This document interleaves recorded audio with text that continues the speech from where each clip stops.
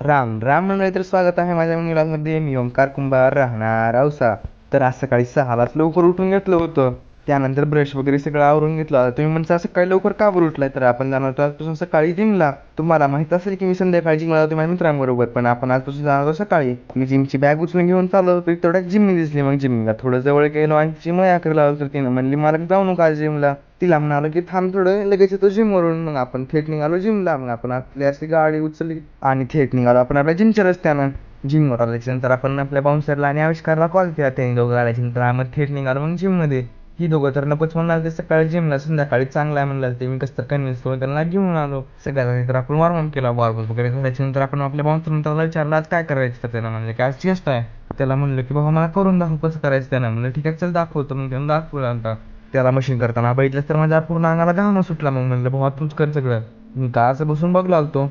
त्यानंतर आम्ही आमचा बाकीचा वर्कआउट ओरकून घेतला. मग काय घामून आम्ही आलो जिमच्या बाहेर नंतर आपल्या बाउन्सरचं काम होतं, मग ते करायला चाललं होतं.